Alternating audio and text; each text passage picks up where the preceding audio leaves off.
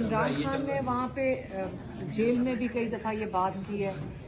उन्होंने कहा कि देखें, जब मुश्किल वक्त आता है, और ये मेरे ख्याल में अच्छा होगा कि एक दो बातें उनकी जेल की बताएं। जी जी जी कि जब वो जो अपना वो तजर्बा बताते हैं, कहते हैं कि जो जेल में जब मैं यहाँ पे आया हूँ तो कहते हैं पहले वाले दिन मुश्किल थे, लेकिन अल्लाह ताला फिर आपको एक डायरेक्शन देता है। कहते हैं जो मेरा शौक़ था हमेशा से किताबें पढ़ने का, वो मैंने किया, कुरान मैंने पढ़ा। और हमें कई दफ़ा कहते हैं कि देखो अब समझ आती है कुरान में क्यों लिखा है कि इसको बहुत आहिस्ता पढ़ो। वो कई दफ़ा रिपीट करते हैं ये बात, और वो फिर हमें जब हमारे साथ आके बैठते हैं, या बच्चों को तो ख़ास तौर पे जब वो बात करने, उनसे अगर बात करनी हो ना बाहर, जब अगर कोई फ़ोन में ला दे, तो वो पहले 5-8 मिनट जो कुरान में से उन्होंने कोई चीज़ ऐसी पढ़ी हो जो उनका ख्याल अपने बच्चों को नसीहत करनी चाहिए या पास ऑन करनी चाहिए, पहले वो उनको वो बताते हैं।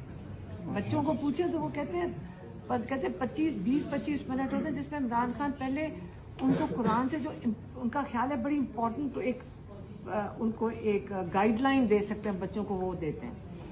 फिर वो कहते हैं कि देखें, जब मुश्किल वक्त आता है ना, इम्तिहान नहीं होता, वही चीज़ होती है जो आपको मजबूत करती है।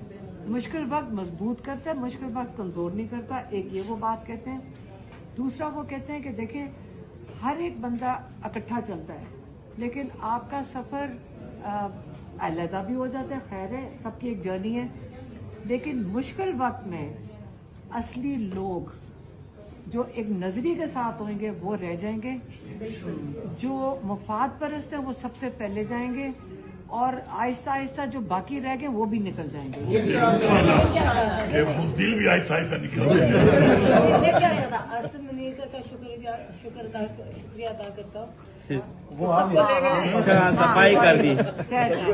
मैं वो भी बता दूं, इमरान खान ने 2-3 दफा आसिम मुनीर का शुक्रिया अदा किया है कि इन्होंने बहुत मदद की है। कहते मैं तो ये कभी कर ही ना सकता जो आसिम मुनीर हो गया।